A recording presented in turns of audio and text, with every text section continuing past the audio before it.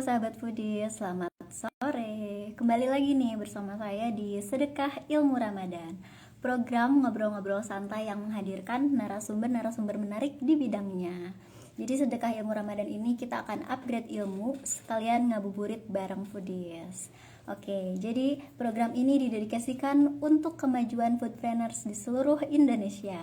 Yang belum kenal, salam kenal, nama saya Balkis Asifa yang akan menemani sahabat foodies di kegiatan live sore hari ini. Kurang lebih ini 45 menitan ya, kita akan ngobrol-ngobrol bareng narasumber yang menarik. Ini kalau misalkan tadi ada yang mantengin story-nya foodies, ada yang tahu nggak kira-kira siapa narasumber sore hari ini?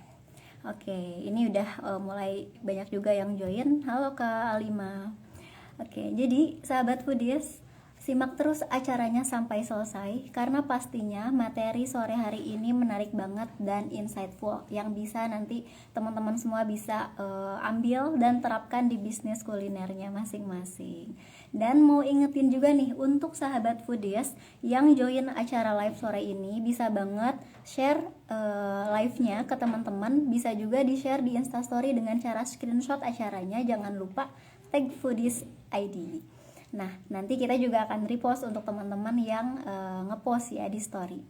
Nah, sebelum kita panggil nih narasumber sore hari ini, saya akan menyampaikan sedikit informasi mengenai foodies. Jadi foodies adalah the first F&B edutech in Indonesia, belajar bisnis dan berkarir di industri kuliner dengan visinya adalah changing people's life through F&B education. Ayo gabung dengan lebih dari 30.000 teman-teman foodpreneurs yang telah teredukasi di seluruh Indonesia.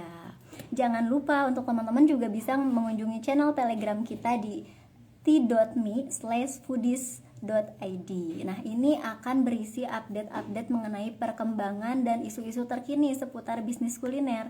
Jadi kalian bisa mencari tahu ilmunya di Telegram, atau bisa juga dengan cara subscribe YouTube-nya Foodies karena sudah ada lebih dari 1000 lebih video edukasi bisnis kuliner yang bisa diakses secara gratis.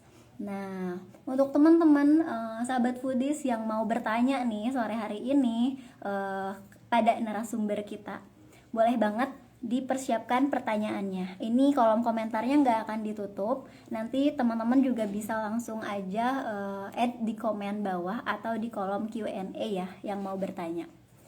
Nah, jadi ini aku sambil mau invite juga nih narasumber kita hari ini. Sebentar ya.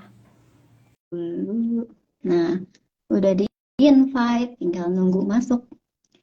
Oke, sambil nunggu narasumbernya. Nah, ini udah join nih. Halo. Assalamualaikum. Halo. Mas. Waalaikumsalam. Cek suaranya jelas. Suaranya masuk. Kalau di saya masuk nih. Di teman-teman semuanya masuk nggak? Boleh kalau yang suaranya kurang jelas boleh di komen ya, di info. Tapi suara Mas Adit masuk sih kalau di sini. Oke. Jadi sore hari ini kita udah kedatangan narasumber dari brand kuliner yang pastinya terkenal di Bandung khususnya. Ini siapa sih yang nggak tahu Stik Ranjang? Nah, jadi Mas Adit ini adalah owner dari Stik Ranjang. Halo Mas Adit. Apa kabar nih Mas sore hari ini? Puasanya gimana? Semangat? Haus.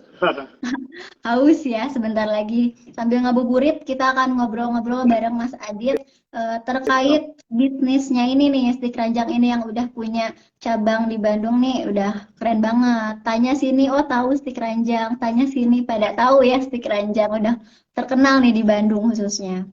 Oke, jadi teman-teman kita akan ngebahas sore hari ini, topiknya itu adalah tips mengembangkan bisnis stik.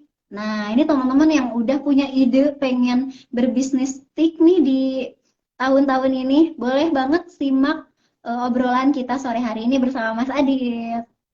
Oke.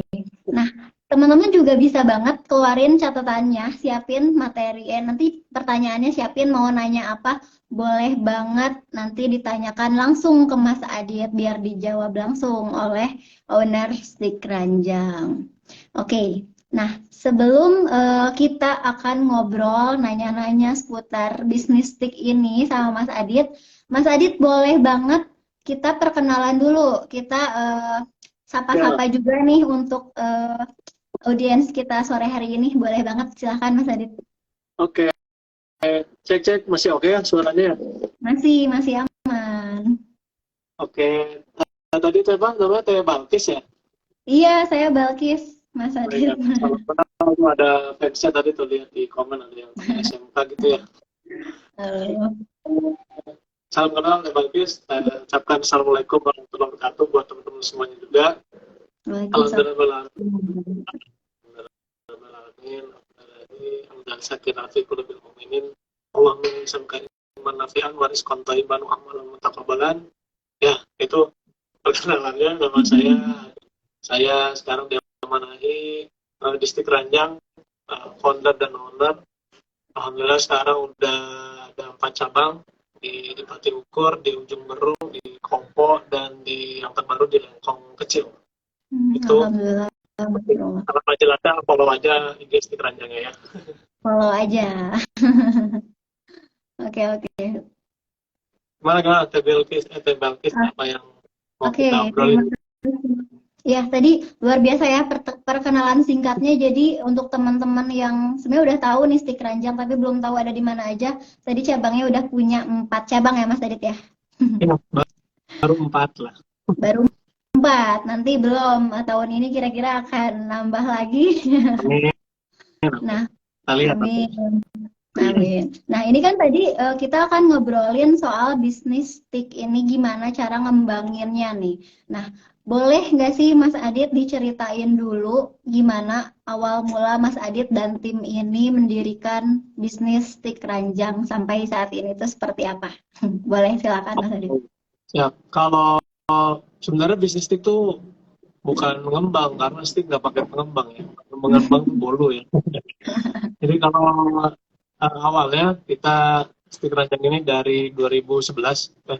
Saya dulu apa ya, ini cerita dari awal banget mungkin ya. Saya latar belakangnya sebenarnya jangankan bisa bikin stick gitu ya, jangankan punya apa latar belakang tukang masak, saya makan stick aja saya nggak bisa sampai sekarang loh ya. Jadi sampai sekarang saya nggak bisa makan yang saya jual, itu rahasia ya. Dan latar belakangnya yang ada sama sekali di apa kuliner masa-masa maksudnya gitu ya. Bahkan makan pun saya sangat terbatas. Saya dulu bahkan pendidikan juga sangat jauh gitu ya. Saya dulu pernah kuliah di bidang eksak ya, fisika, bagiannya fisika nuklir, nah itu makin jauh kan. Semakin jauh. Terus, ya, tapi alhamdulillah setelah lulus saya tertarik sama kuliner gitu ya. Berbekal dari ya, doyan makan yang cemilan-cemilan sebenarnya gitu ya. Yeah. Cuman awalnya dari zaman kuliah sebenarnya saya sudah mulai jualan Teh. Dulu macam-macam sih yang jual, tapi yang terakhir itu sampai akhirnya nyambung ke Stik Ranjang itu saya jualannya nasi box dalamnya ayam crispy. Nah awalnya dari situ dulu tuh. Akhirnya itu saya dari 2009 lah akhir-akhir udah lulus kuliah, ketahuan jadi angkatannya ya. Terus 2009 terus berjalan gitu ya. Karena dulu jualan cuma di kampus aja. Akhirnya di kampus itu kan terbatas segala sesuatunya ya. Akhirnya singkat cerita dapatlah tempat. Waktu itu belum pakai nama Stik Ranjang. Baru pakai nama Stik Ranjang itu di 2011. Dan itu awalnya kita buka di tenda warung kaki lima di depan gerbang Unpad ya, yang seberang gerbang Unpad di Pati Ukur. Nah awalnya kita di situ dulu. Itu 2011. Barulah kita pakai brand Stik Ranjang. Di situ saingannya kanan kiri itu yang kayak jual pecel lele lah, sambal apalah gitu, yang notabene kaki lima umumnya lah ya, dari spanduknya juga ya gitu ditulis, digambar dan sebagainya. Nah kita waktu itu dapat tempat di tengah-tengah, terus kita bikin poster atau spanduk kayak ngejreng gitu ya. Dan ya kenapa juga namanya Stik Ranjang? Ya, nah, waktu itu niatnya kita biar eye catching gitu ya. Apa nih bikin penasaran namanya Stik Ranjang? Padahal ada filosofinya sih ya. Pengennya sih ranjang itu rasanya manjang gitu ya. Rasanya manjang, bikin orang terngiang-ngiang, pengen balik lagi gitu. sampai 2000 kurang lebih 2 tahun di kaki lima teh, sampai 2013 baru kita pindah ke ruko pertama di Pati Ukur nomor 68, depannya pom bensin. Sekarang itu udah geser nih, sekarang di Pati Ukur yang sekarang udah geser di Pati Ukur 245, kurang lebih 5 ruko dari yang pertama, sampai akhirnya baru buka cabang. Itu bayangin ya, dari 2013 pindah ke ruko, baru buka cabang 7 tahun setelahnya 2020. Itu cabang pertama di Ujung Berung, dan nih teh ya 2020 baru buka pas banget dengan pengumuman pandemi. Jadi kita baru buka hari Jumat, hari Minggu itu diumumin bahwa besoknya hari Senin itu udah nggak boleh jualan secara offline. Jadi baru dapat jualan 3 harian lah, Jumat Sabtu Minggu, hari Senin udah ada terus seperti itu. Tapi alhamdulillah sampai sekarang kita masih ada cabangnya, alhamdulillah. Bahkan di tahun berikutnya, jadi setelah pandemi malah orang-orang banyak yang tutup, saya anehnya kok malah buka cabang gitu ya. 2021 PKM buka di Kopo, baru 2022 kemarin buka di Lengkong Kecil gitu. Jadi alhamdulillah. Kalau saya ngambil ininya gitu ya, dari tadi latar belakang saya nggak nyambung, bahkan saya nggak suka apa yang saya jual, hasil ada ya. Kan stick itu kan identiknya sama daging sapi ya. Saya nggak makan sapi, bukan karena vegan, bukan karena latar belakang religi juga, karena agama saya membolehkan. Tapi kebetulan nggak suka, saya cuma suka bisa makan dagingnya ayam doang, itu pun dada sebelah kiri gitu ya. Pilih-pilih ya Mas. Pilih-pilih.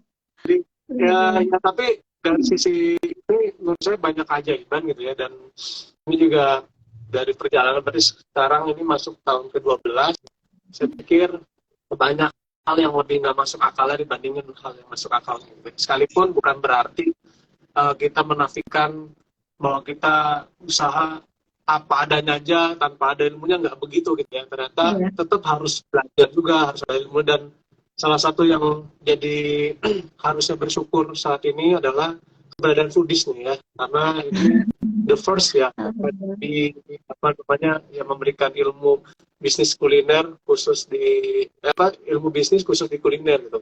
Ini harusnya teman-teman jadi momentum yang benar-benar sangat baik gitu ya.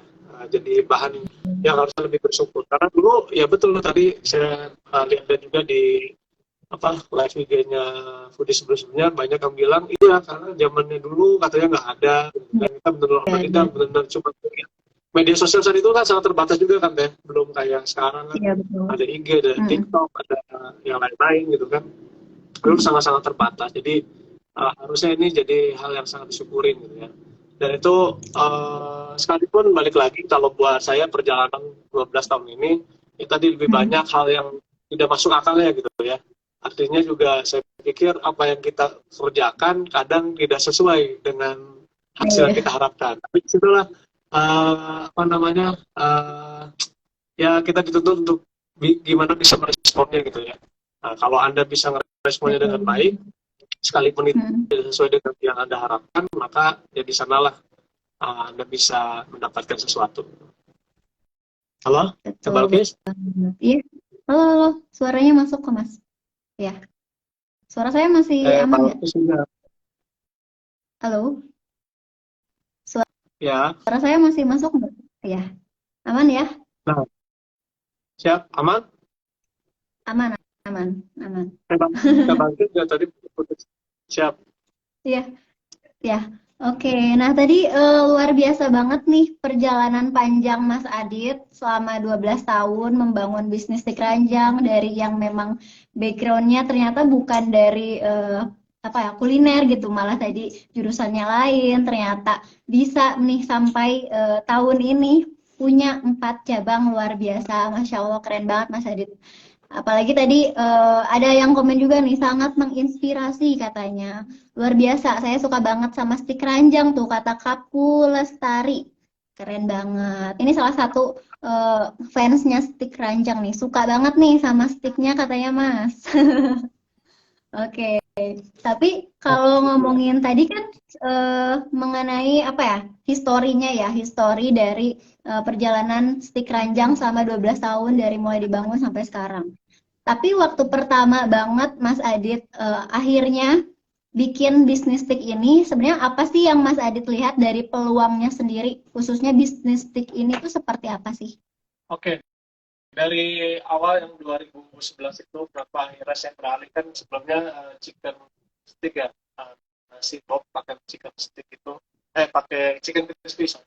Baru di 2011 kita punya lapak, akhirnya saya putuskan untuk merambah ke sticknya sapi dan yang lain-lain gitu kan. Waktu itu karena yang main di segmen, nah ini kita mulai cari data, kita riset juga, yang main di segmen stick low end itu masih sangat sedikit, baru ada ya sebut saja PS lah gitu ya, dan itu salah satu inspirasi gitu.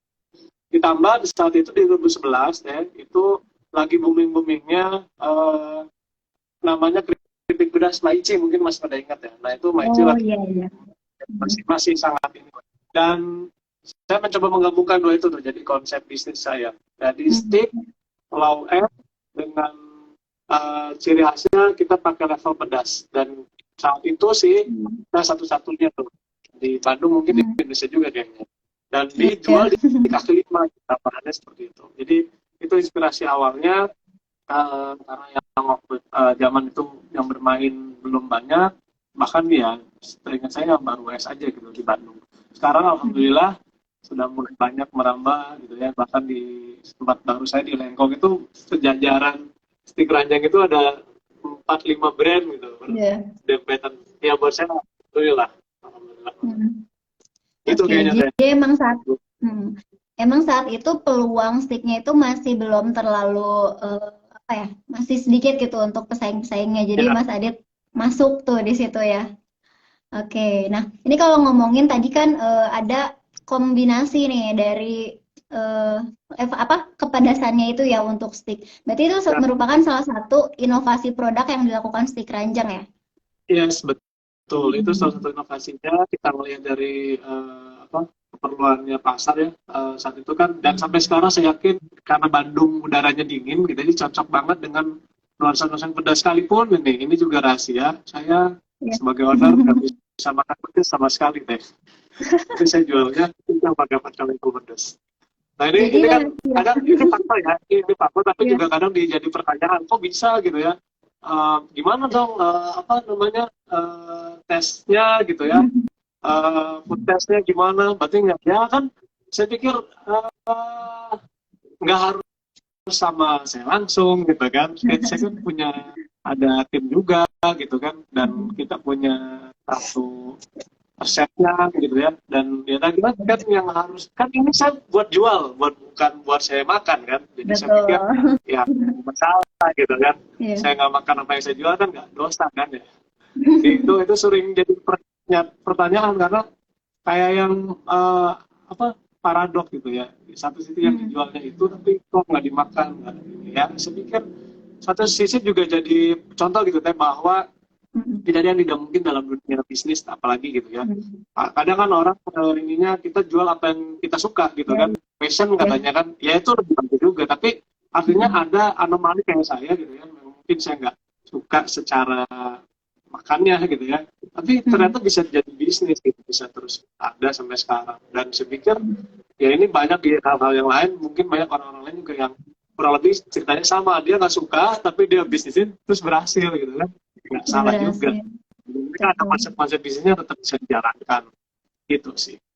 Iya, jadi sebenarnya bisnis ini kadang apa ya, jadi kita tuh memang harus memenuhi customer needs, bukan diri sendiri ya sebetulnya ya. Yes.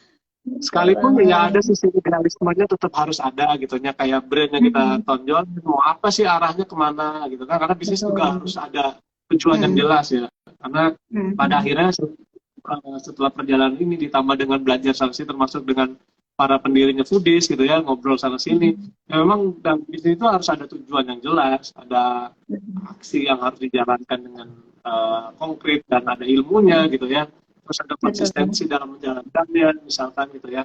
terus nanti ada langkah-langkah selanjutnya supaya maintenance, supaya terus bisa bertahan, inovasinya lah gitu kan. Nanti masuk ke yang lebih ini lagi, bagaimana marketingnya, bagaimana mengelola SDM-nya, bahwa ini semuanya lengkap di Foodies saja. Tinggal Anda daftar di Ini sebenarnya masuk ya, panjang masuk ya. banget ya Mas ya, yang udah Mas Adit pelajari dan terapkan di bisnisnya pasti banyak banget ya Mas ya. Tapi ngomongin soal apa ya tadi, diferensiasi nih dari stik ranjang selain dari emang tadi stik yang pedas nih, apa sih yang membedakannya lagi stik ranjang ini dari kompetitor? Apalagi sekarang kan banyak banget nih kompetitor stik itu mulai bermunculan. Nah, sebenarnya yang menguatkan dan membedakan stik ranjang itu apa sih?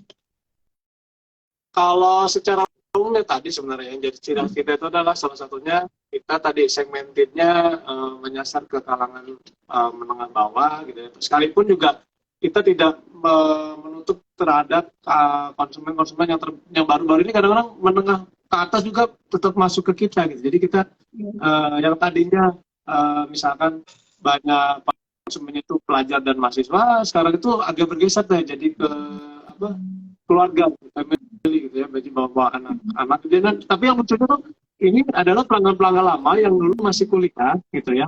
Terus dia sekarang tuh udah nikah, udah bawa anak gitu. Jadi alhamdulillah Wah, keren. 11 tahun gitu dia makan lagi, sudah bawa istri dan anaknya gitu. Jadi ya, tapi kan saya pikir saya membacanya ada pergeseran juga, ditambah betul sekarang persaingannya makin banyak. Buat saya itu jadi satu hal yang positif dan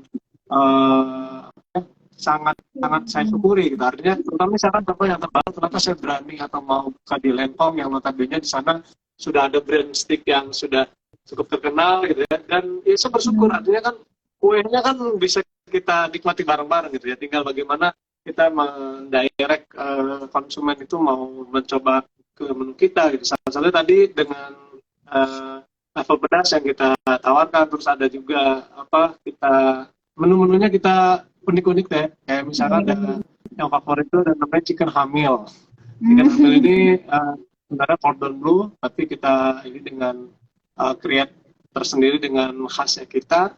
Terus ada chicken lapang dada, jadi kita agak unik-unik juga lah di nama-nama gitu ya. Dan satu lagi yang jadi khasnya adalah bahwa saus yang kita bikin tuh benar-benar homemade gitu ya. Jadi bukan yang beli langsung jadi gitu, kita benar-benar bikin dari apa. Itu juga sih, sama ya segmented tadi yang kita terus pertahankan gitu deh. Dari harga, dari kualitas gitu kan. Nah, itu sih. Iya. Salah satu. Oke, jadi ini unik banget ya stik ranjang ini. Selain tadi menu-menunya dibuat dan dikemas secara unik, stik hamil, terus tadi ada apa lagi Mas? Lucu-lucu ya namanya pokoknya. Ya, itu mungkin salah satu trik ya untuk biar apa ya, customer tuh wah mau nih datang apa nih gitu, unik gitu untuk menunya sendiri gitu. Oke, kita ngomongin tadi kalau strateginya nih. Sekarang masuk ke strategi Mas Adit. Apa sih yang dilakukan stik ranjang? Kalau tadi kan salah satunya mungkin bikin menu-menu yang unik. Terus tadi juga mempertahankan si customer biar tetap mau datang.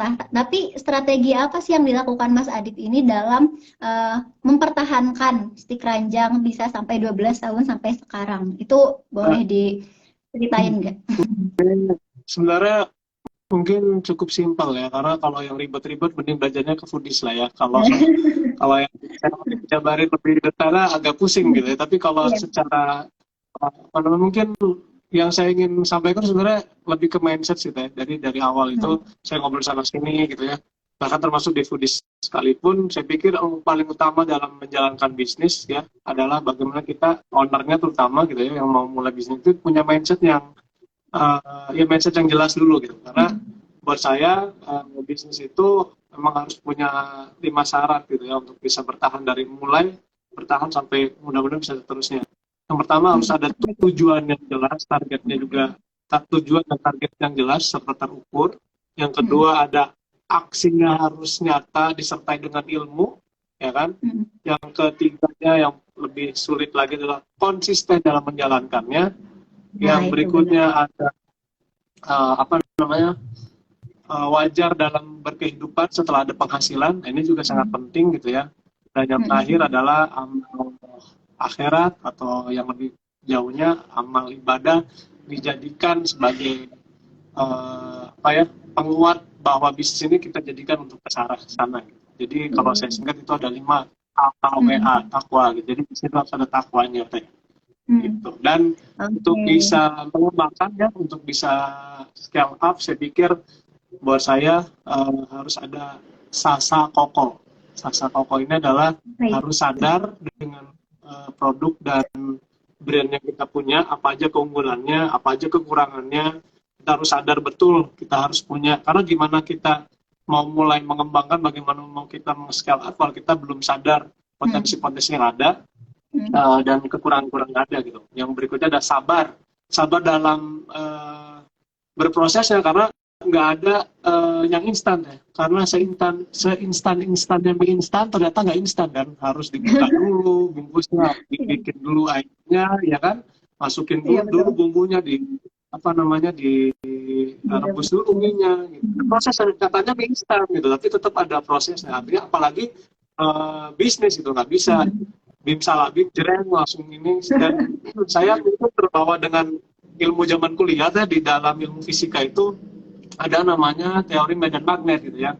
Kalau magnet sebilah besi mau jadi magnet, kita harus menggosoknya. Semakin lama kita gosok, maka semakin lama si besi jadi magnet, tapi semakin lama hilangnya. Tapi kalau kita cuma gosoknya sebentar, si besi itu bisa cepat jadi magnet, tapi cepat juga hilangnya. Saya pikir ini kalau diterapkan dalam bisnis gitu ya, maka hati-hati nih. Bisnis juga akan sama seperti itu. Kalau kita prosesnya lama, kita gosok, kita asah dulu, kita pelajari dulu gitu ya, bisa jadi akan agak lama sih berkembangnya, tapi mudah-mudahan akan lama juga bertahannya. Dan ya mau nggak mau, percaya nggak percaya, dan itu suka terjadi karena itu mungkin ilmu alam ya. Banyak yang bisnis cepat tiba-tiba cepat juga hilangnya. Jadi ini ya tadi gitu, sadar akan potensinya, sabar dalam menjalankannya. Yang kedua adalah kokohnya adalah komitmennya harus benar-benar kuat gitu ya. Kita komitmen di dalamnya terdapat kejujuran gitu kan. Bagaimana kita berkomitmen misalkan dengan selain dengan pelanggan tentunya ya, kita memberikan yang terbaik buat pelanggan, kualitas yang terbaik, menjaga betul-betul harganya juga gitu, tidak overprice. Kalau buat saya sih itu betul-betul harus dijaga. Terus bagaimana dengan supplier kita gitu teh, karena ya buat saya Stik Keranjang itu sangat jadi termasuk hubungan kami dengan supplier itu termasuk aset kalau buat saya gitu ya, karena itu mahal gitu. Terlebih ketika mengalami kemarin pandemi gitu ya, mengalami eranya COVID itu, betul-betul kita merasakan betul komitmen itu gitu. Begitu kita ya, karena selama ini alhamdulillah juga nih Stik Keranjang ke supplier itu kita selalu penuhi komitmennya sesuai gitu ya, nggak pernah kita, bahkan mohon maaf ya, telat bayar pun kita nggak pernah. Bahkan kalau di kita itu sistemnya ini agak lain ya, mungkin agak menyimpang dari teorinya di Foodies mungkin ya. Kalau saya itu menemukannya barang datang kita bayar, jadi nggak pernah ada pembayaran mundur misalkan. Karena dari awalnya seperti itu gitu ya. Ya ini kan saya pikir termasuk pilihan juga, tapi kita nggak komitmen di awalnya seperti itu dan kita jalankan terus sampai sekarang. Yang ketiga, yang berikutnya pokoknya konsisten tadi gitu ya. Betapa menjalankan ini terus menerus dengan hal yang sama, ya ini sulit pasti gitu ya. Karena istiqomah kan istilahnya tuh ya, pernah dengar ya, istiqomah itu kan tadi konsisten gitu ya. Istiqomah itu berat, yang ringan mah istirahat gitu kan ya. Jadi itu kalau buat saya, yang pertama bisnis harus punya takwa, 5 itu tujuan, aksinya harus nyata dengan ilmu, konsisten juga dalam menjalankan bisnisnya, wajar dalam berkehidupan ketika sudah ada hasil, dan amal ibadah disandingkan dengan bisnisnya itu sendiri.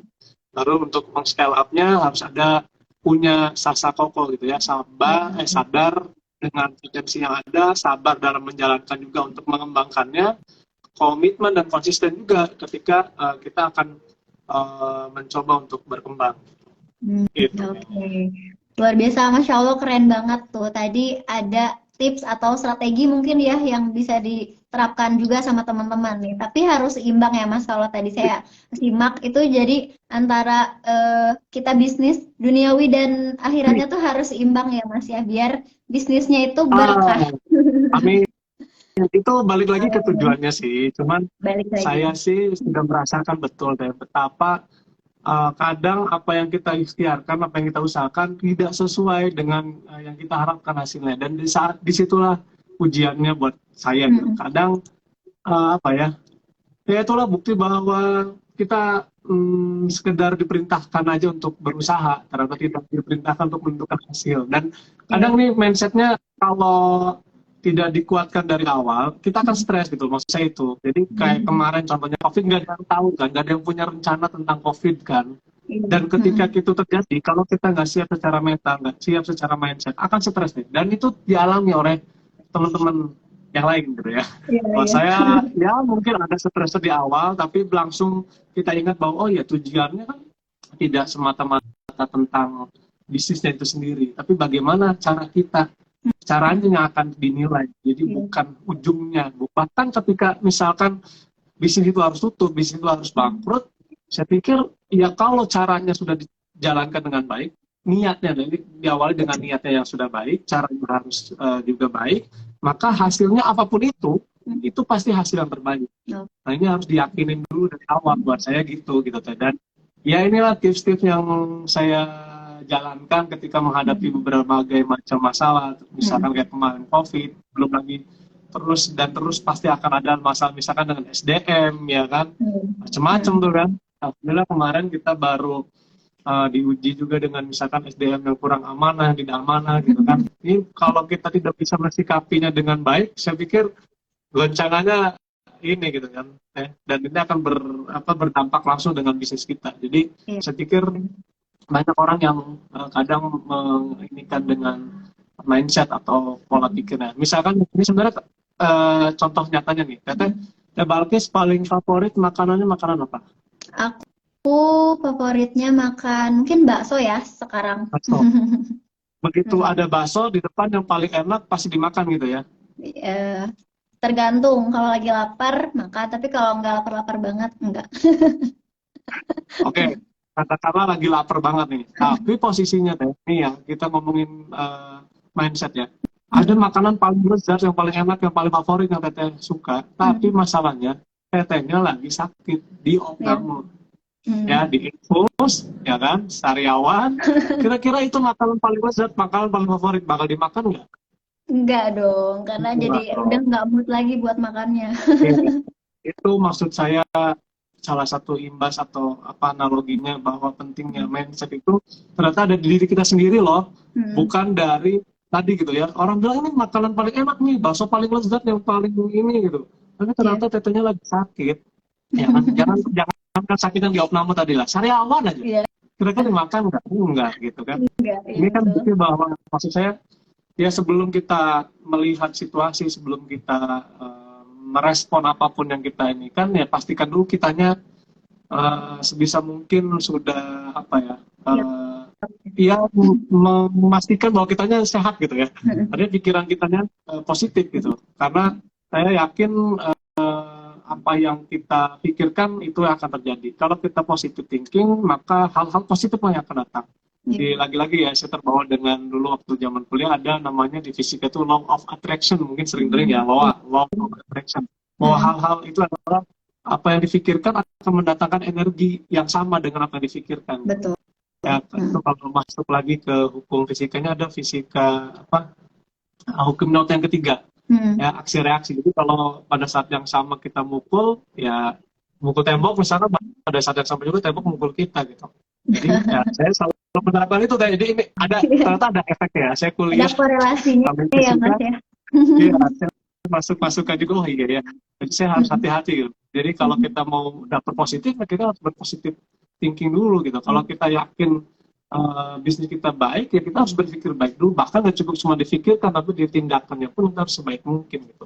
Nah, itu yang sulit. Makanya ya tidak semua mungkin banyak bisnis bisa bertahan lama misalkan gitu. Banyak bisnis bisa berkembang. Nah yang sulit gitu ya maksudnya. Padahal kuncinya saya pikir sama ya. Saya pikir yang diajarkan Foodies juga udah sangat-sangat luar biasa, banyak lengkap, detail gitu. Tapi buktinya mohon maaf gitu kan, tidak semua orang bisa menerapkan itu. Tapi bahwa ya tadi, padahal yang paling utamanya bukan di toolsnya, tapi di mindset awalnya. Bukan di bakso yang enaknya, tapi bagaimana orang yang mau makannya sehat dulu gitu. Iya, betul. Itu sih sebenarnya. Oke, luar biasa banget nih. Itu jadi apa ya, yang bikin stik ranjang itu bisa bertahan sampai sekarang. Mungkin ini juga salah satu yang ditanyakan oleh Kak Famki ya. Ini ada yang nanya juga apa pondasi yang bikin stik ranjang ini bisa bertahan sampai sekarang. Mungkin tadi juga udah dijelasin sama Mas Adit bahwa yang utama adalah mindset si pebisnisnya itu harus strike dulu ya, harus bener dulu nih mindsetnya. Kayak gitu, mungkin menjawab ya Mbak Fangki atau Mas Fangki. Oke, tadi seputar mengenai strategi untuk mengembangkan bisnis dan mempertahankan bisnis di keranjang sampai sekarang. Tapi kalau tadi kan ngomongin soal, mungkin saya notice yang tadi baru buka cabang, ternyata ada pengumuman nggak boleh jualan offline. Nah, itu mungkin jadi salah satu kendala ya untuk stik keranjang saat itu. Tapi apa ya, dari mulai awal itu kendala-kendala apa lagi sih Mas yang sempat dialami oleh stik ranjang? Tapi mungkin kendalanya dulu deh, ada apa aja sih sebenarnya gitu. Ya, kalau kendala banyak ya, dari A sampai Z. Ya. Kalau kita ambil contoh tadi yang ketika baru buka langsung nggak boleh jualan lagi, ya katakanlah gitu, nggak boleh offline. Sementara kita adalah produk yang paling cocok dinikmati ketika offline gitu kan, karena kita pakai hotplate misalnya, sementara untuk take away kan agak berkurang kenikmatannya gitu. Tapi ya mau nggak mau ketika itu sudah terjadi, ya kita coba pikirkan strategi. Tapi yang paling utama, yang paling penting tadi gitu, bagaimana mindset kitanya tidak ke bawah down gitu, tidak ke bawah aduh ini bakal gagal dan sebagainya. Akan terjadi itu. Jadi yang pertama-tama saya lakukan adalah saya meyakinkan diri dulu gitu ya, terus yakin bahwa ya ini pasti yang terbaik nih yang sudah diberikan, sudah ditakdirkan Allah. Dan berikutnya kita yakinkan juga dengan tim kita, dengan karyawan kita, bahkan dengan supplier kita bahwa semuanya pasti ya sudah ditakdirkan dan pasti akan ada jalannya. Kalau Allah udah ngasih kesusahan, pasti akan di saat yang sama itu akan diberikan juga kemudahan, diberikan jalan kemudahannya juga. Dan kalau kita yakin itu, ya maka pintar-pintarnya kita aja nanti tinggal mencari ya. Tetap misalkan salah satunya tetap strategikan jualan online mau nggak mau gitu ya. Terus kita bagaimana meng-create kemasannya dan sebagainya. Kita bahkan sempat juga jualan misalkan dibekukan misalkan gitu. Sekalipun, tapi dari satu sisi yang paling utama adalah kita yakin dulu bahwa ini semua akan ada jalannya. Dan yang kedua, saya yakin ini semua ada waktunya. Tidak akan berlaku selama-lamanya, karena akan terus berubah gitu ya. Pandemi, apalagi lihat dari sejarah saya belajar, ada pandemi di tahun 1908, 1909, ada kayak setahun 100 tahun sekali kan kalau nggak salah gitu ya. Sampai coba lihat apa sih ujungnya adalah semua ada endingnya gitu, ya kan? Semua ada waktunya, semua ada ending, dan itu yang kita terus jadikan apa ya udah, kita struggle, apa yang kita bisa lakukan, sisanya ya sudah kita serahkan. Karena kalau kita cuman berikhtiar atau berusaha tidak berharap atau tidak berdoa, itu sama dengan sombong. Begitu sebaliknya, kalau kita cuma berharap ya berdoa saja tapi tidak melakukan ikhtiar, tidak melakukan usahanya, itu sama dengan bohong. Jadi yang tepat adalah dan dengan ikhtiar yang maksimal kita lakukan, kita juga tetap memohon ya, berpasrah diri kepada yang maha menguasai segalanya, yang mudah-mudahan itu dihitung sebagai ikhtiar atau dihitung sebagai tawakal gitu ya. Dan mudah-mudahan hasilnya apapun, lagi-lagi hasilnya apapun yang nanti terjadi, yakinilah itu sudah yang terbaik gitu. Kalau ya saya sih meyakini, jadi akhirnya bukankah yang kita cari dalam berbisnis, bahkan dalam hidup ini adalah ketenangan gitu ya. Nah maka saya ngambil itu dulu deh, yang penting saya tenang dulu, apapun yang terjadi, terjadilah gitu. Sehingga ya pikiran saya nggak rusak gitu teh. Ruginya 2 kali gitu ya, bisa rusak gitu ya, pikiran rusak, waduh, kesehatan jadi turun kan, bahaya gitu ya. Ngaruh ya nanti sama bisnisnya. Iya. Jadi sebenarnya untuk kendala-kendala pastinya ada ya, apalagi bisnis yang udah dijalankan selama 12 tahun ini ya Mas ya.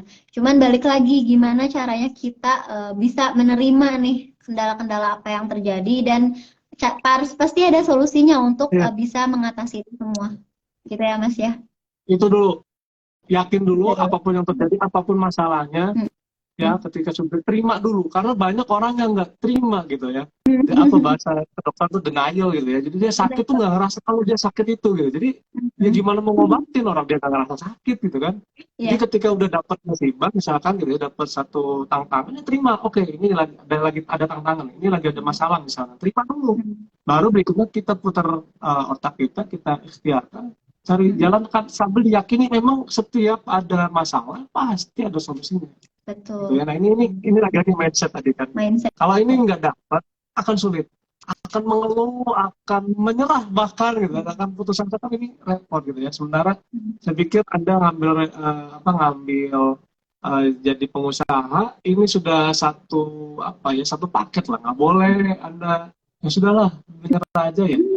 Karena ada resiko Anda jadi pengusaha misalkan ya sudah resiko Anda gitu. Harus memikirkan yang tidak hanya Anda jalani, tapi memikirkan banyak hal gitu ya, misalkan pegawai lah, saingan lah, itu banyak yang difikirkan. Jadi resiko Anda ngambil jadi pengusaha, saya pikir ya harus punya itu. Gitu sih. Semuanya ya. Itu harus udah ditanamkan sama khususnya pebisnis kuliner gitu. Pebisnis apapun khususnya pebisnis kuliner. Jadi emang balik lagi ke mindset awal ya Mas. Nah, Yes.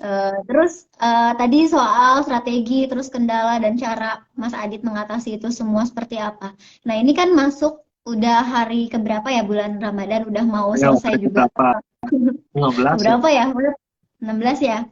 Nah, ini tapi kalau boleh tahu, masuk bulan Ramadan ini kan ada perubahan behavior dari customer. Terus apa ya?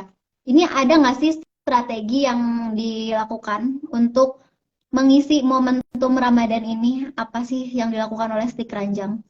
Strateginya normal lah ya. Kita jam bukanya kita undur. Kalau yang lain mungkin tetap sama, mungkin ditambah tirai. Kalau kita nggak, jam buka kita mundur. Yang sebelumnya tuh normalnya jam 11, kecuali hari Jumat jam 1. Itu sekarang saat Ramadan dari tanggal pertama sampai nanti sebelum libur, itu jam 4. Jadi jam 4 sore baru buka ya, sampai dengan tutupnya tutup normal sampai jam 10 malam. Seolah-olah kita mengurangi jam buka itu adalah mengurangi omset, ya kan? Karena makan siang jadi nggak ada gitu kan ya. Iya. Tapi ini agak unik dan aneh gitu menurut saya, malah kadang di jam yang cuma tadi terbatas, bahkan jam 4 buka pun belum ada yang langsung makan gitu. Kadang-kadang mereka nunggu atau dibungkus ya, di take away 1-2 doang gitu ya. Nanti baru banyak di jam 5 untuk apalagi sekarang nih minggu-minggu akhir ya kan, tengah ke akhir itu makan bukber gitu kan, Ya, baru betul. jam-jam mendekati maghrib lah gitu ya, sampai dengan nanti malam. Kadang-kadang yang aneh itu adalah ya omsetnya kadang bisa sama dengan jam buka normal, bahkan bisa lebih gitu. Ini kan Iya. hal yang aneh gitu ya. Jadi kalau ngomong strategi, malah saya strateginya tadi bukanya dimundurin, terus ya paling kita ada paket-paket untuk bukber gitu ya. Sisanya normal sih. Paling jadinya saya ada kebijakan baru buat karyawan nih, mumpung saya punya kekuasaan gitu ya. Jadi paling karyawan itu saya suruh masuk jam 2, ya. Bukanya jam 4. Mereka suruh masuk jam 2 ke outlet, dan mereka saya suruh ngaji dulu. Nggak boleh kurang dari 30 menit tiap harinya. Jadi mudah-mudahan kalaupun omset boleh turun, tapi mudah-mudahan keimanan saya dan karyawan bisa naik gitu ya. Amin. Itu paling strateginya, Be. Normal aja sih, cuma tambahannya itu sih. Jadi sebenarnya jangan takut ya untuk omset. Mungkin orang lain kan nanti omset turun, tapi insya Allah dari pahala dan berkahnya itu bertambah. Ya. Lagi-lagi ketakutan Anda, kalau Anda makin kuat rasa takutnya, itulah yang akan terjadi. Jadi ya sebaiknya menenangkan jauh-jauh lah, nggak usah takut. Dan ini sudah terbukti, saya bertahun-tahun kan, berarti kita udah 12 tahun kali puasa loh berarti gitu kan.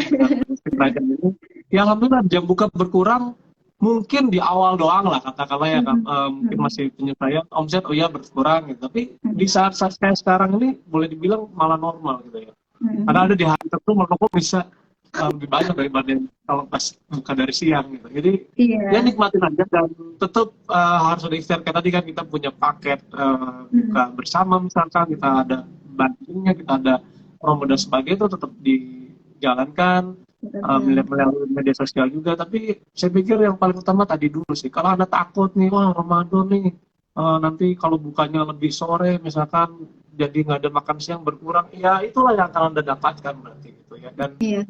ya paling nggak Anda dapat dulu rasa, iya ya, nah itu dulu gitu kan, padahal belum terjadi gitu kan. Jadi Iya saya benar. bilang, ya sudah, nggak ada masalah kok. Nah, yang ngatur kan bukan kita gitu ya, kita cuma mengikhtiarkan yang kita bisa, ya sudah. Gitu sih Teh. Oke. Keren banget tuh strateginya, bisa juga dicontoh nih buat teman-teman untuk next Ramadan nanti. Nah, Mas Adit ini langsung masuk ke pertanyaan aja karena ini ada yang Boleh, nanya boleh. juga dari Kak Anita. Kak Anita ini, Assalamualaikum Mas Adit, boleh sharing nggak Mas bagaimana trik dari owner agar rasa dan kualitas servis antar cabang itu tetap sama? Nah, ini boleh banget dijawab Mas Adit. Kalau mau detailnya, Anda harus ikut kelasnya Foodies. Di kelas Foodies itu ada mempelajari SOP ya kan, Ya. bagaimana menstandarisasi semua resep, menstandarisasi semua apa supaya setiap cabang itu ada kan ya, buka cabang itu bagaimana gitu ya supaya Ya, nggak bocor. Itu Anda harus ikut kelasnya Foodies ya. harus Itu yang saya ikut. jalankan kurang lebih sama sih, intinya kurang lebih sama. Bahwa yang paling utama itu kita cuma bisa mengikhtiarkan untuk memastikan itu bisa sama. Tapi realitanya kadang-kadang macam-macam gitu ya. Saya akuin kadang-kadang di lapangan ya entah bagaimana mungkin tergantung persepsinya si konsumennya gitu ya. Wah ini beda tempat, tiba-tiba ada ini. Padahal kita sudah mengikhtiarkan semaksimal mungkin yang kita bisa gitu ya. SOP-nya, standarnya disamakan, bahkan chefnya itu atau orang itu kita tukar-tukar gitu ya, dalam artian untuk supaya menyamakan yang di sini juga harus ke sana. Itu kan ya ikhtiar yang kita lakukan, tapi kadang-kadang di kenyataannya masih ada aja gitu ya. Tapi alhamdulillah sih kalau dibilang dari 100 mungkin di bawah 10 lah, di bawah ya 5 mungkin 5%-an gitu. Sisanya ada masih di atas 90-an, itu ya alhamdulillah kalau dibilang sama. Lagi-lagi yang kita bisa adalah ya kita mengikhtiarkan untuk itu tetap bisa terjaga gitu ya. Tapi kalau mau detailnya beneran deh, Anda ikutin kelasnya Foodies, ada bicara tentang SOP ya kan. Nah Ya. itu yang paling utamanya, bagaimana kita bisa ya misalkan digramasi secara detail gitu ya. Atau kalau lebih memungkinkan lagi membuat dapur pusat misalkan gitu ya, sehingga ketika disebar itu rasanya udah dari pusat gitu. Nah itu sudah kita lakukan. Jadi kita pernah ngelakuin yang produksi di masing-masing cabang, kita juga melakukan yang ada pusat gitu ya, punya dapur pusat. Kalau dibilang mana yang lebih baik, saya pikir balik lagi nggak ada yang jaminan gitu ya, karena nanti persepsinya balik lagi ke konsumennya masing-masing. Tapi kan kita cuma diperintahkan untuk mengikhtiarkan semaksimal kita bisa. Dua-duanya saya pikir ada plus minusnya, mau di masing-masing cabang diproduksi juga nggak masalah sebenarnya gitu ya. Apalagi misalkan di dapur pusat pun nggak masalah, tapi jelas akan ada kembangannya tersendiri masing-masing, ada kelebihan tersendiri juga masing-masing gitu. Oke, jadi sebenarnya tadi balik lagi SOP-nya diseragamin biar masing-masing cabang juga apa ya punya standar yang sama gitu, dan itu dikomunikasikan ke semua cabang ya Mas pastinya ya. Yes, harus Oke. ada. Nah itu paling penting utamanya komunikasi juga gitu. Sekalipun ya Komunikasi. ini kan saya masih di Bandung aja nih. Kebanyakan di produk yang lain, di brand yang lain itu cabangnya udah bahkan misalkan yang owner Foodies sendiri kan punya produk dengan cabangnya di sampai seantero Indonesia gitu kan, kebayang kan.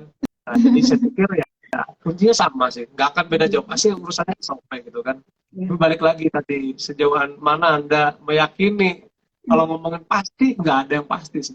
Bahkan mohon maaf, sekelas yang punya Foodies pun kalau di lapangan ya akan ada aja gitu. Tapi kan palingnya sudah mengikhtiarkan secara maksimal gitu ya, punya SOP yang baik, punya training SDM yang baik gitu kan. Nah itu kan bagian-bagian yang bisa kita maksimalkan gitu. Oke, gitu. Semoga menjawab ya Kak Anita. Nah, ini juga teman-teman kayaknya semangat banget nih mau nanya-nanya sama Mas Adit. Jangan Ini semangat-semangat. ada, ini masih ada waktu nggak apa-apa kan ya Mas ya? Ada yang nanya Boleh, lagi. boleh. Nanti Nah, ini ada ya juga. tinggal dikit lagi sih, karena nanti saya ada di station berikutnya, nanti boleh ikutin Question aja lah. berikutnya. Ini kita percepat aja nih. Mungkin ini bisa lagi-lagi menjawab pertanyaan dari Kak Akbar. Nih, Pak Adit mau tanya dong, perbedaan paling berasa saat mengembangkan usaha di saat pandemi dan sebelum pandemi itu kayak gimana?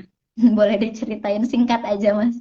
Apa mengatur strateginya gitu ya, manajemen pandemi. Lebih ke apa sih perbedaan menjalankan bisnis Perbedaan. saat pandemi dan sebelum pandemi? Oke. Ada. Perbedaannya adalah sebelum pandemi itu rasa sabarnya tipis, setelah pandemi itu rasa sabarnya tebel gitu ya.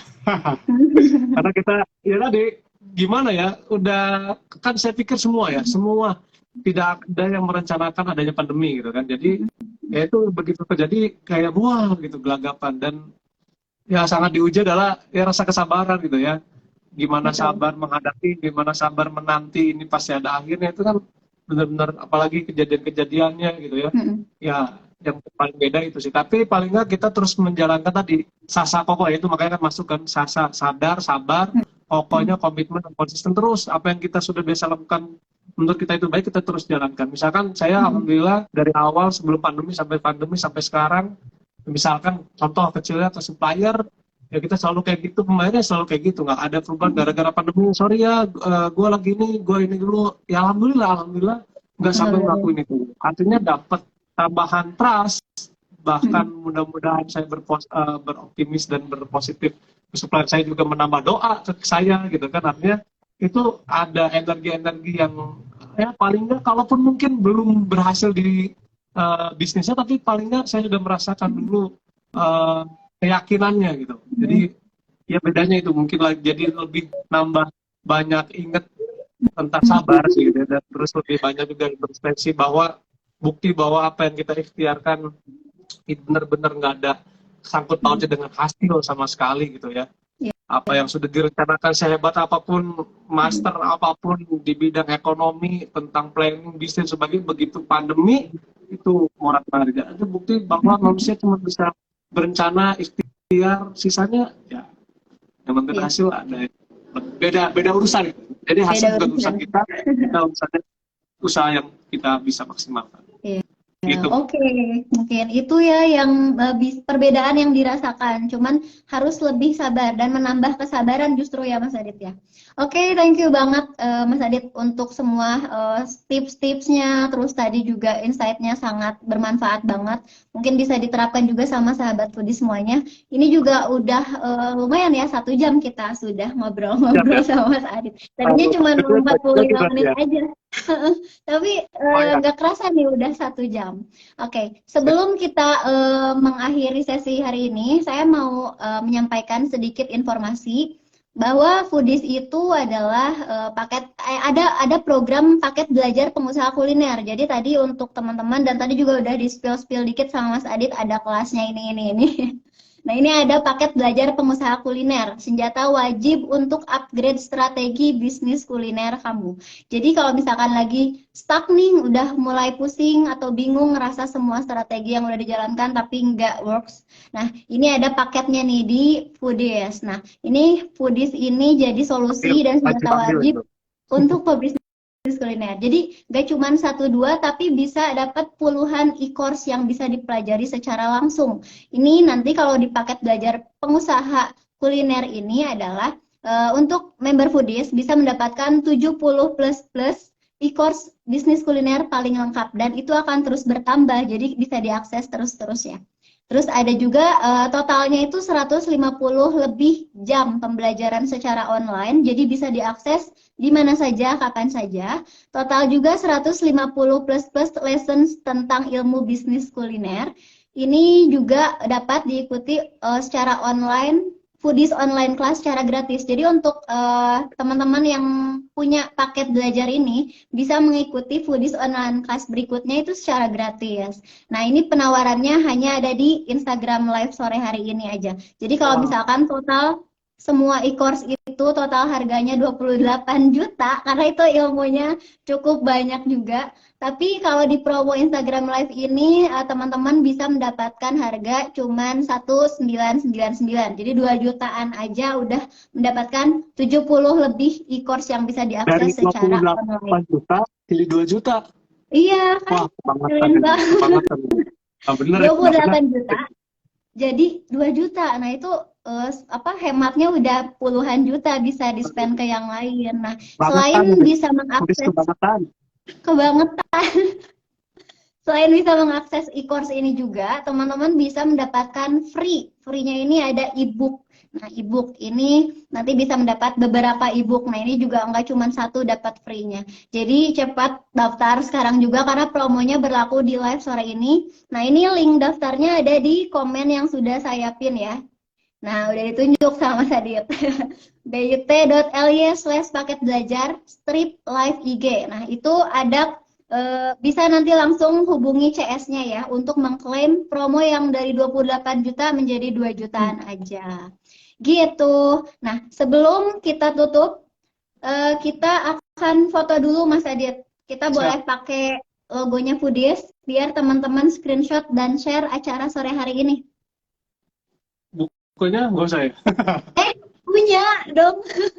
Boleh. Punya lah, lengkap lah. Punya dong, keren Mas Adit, keren banget.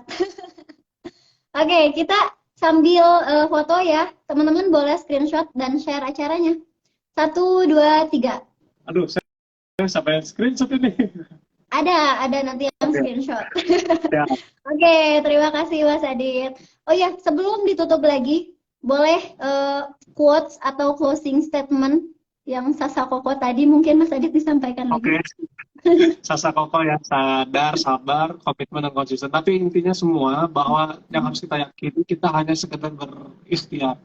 Jadi urusan hasil dan usaha itu bukan hal yang satu ya. Jadi bukan berarti 1 tambah 1 itu sama dengan 2. Nah itu yang harus kita cuma fokus di 1 tambah 1-nya. Sama dengannya itu bukan urusan kita. Jangan dipikirin karena hasil urusannya Allah Subhanahu wa Ta'ala, Tuhan yang Maha segalanya gitu ya. Dan satu lagi kuncinya supaya Anda lebih ringan dalam menghadapi apapun. Termasuk tadi ya, Foodies punya program yang luar biasa, tapi ada satu kuncinya kalau Anda menaruh harapan banyak, menaruh harapan yang besar terhadap Foodies, saya yakin Anda pasti akan kecewa. Loh, jadi gimana? Berarti Foodies kurang? Bukan. Maksud saya adalah Anda harus enjoy. Jangan naruh harapannya pada Foodies, tapi taruh harapan Anda kepada yang maha mengatur hasil tadi gitu ya. Jadi Anda cuma mengambil Foodies ini untuk memaksimalkan ikhtiar yang Anda bisa lakukan. Jadi bukan untuk menaruh harapan. Bukan berarti Foodies ini menjamin gitu ya. Tapi ini bagian dari ikhtiar Anda supaya bisa mendapatkan hasil yang terbaik. Itu jadi supaya Foodies tetap aman ya kan. Anda juga tetap maksimal belajarnya, tidak berharap sama apa-apa yang tadi gitu ya. Jadi tetap enjoy, karena makin berharap pasti akan kecewa ya. Supaya tidak kecewa, taruh harapannya pada yang maha kuasa saja yang mengatur hasil. Itu mungkin.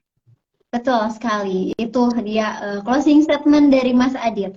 Oke, terima kasih banyak Mas Adit dan teman-teman semua yang join live hari ini. Semoga sharing hari ini bermanfaat dan untuk sahabat Foodies yang nonton, dan menjadi pahala dan berkah juga buat Mas Adit udah sharing ilmunya secara gratis di sini. Oke, sampai ketemu di Foodies on Sharing sedekah ilmu Ramadan berikutnya. Maju terus pebisnis kuliner Indonesia. Assalamualaikum Mas Adit. Warahmatullahi wabarakatuh.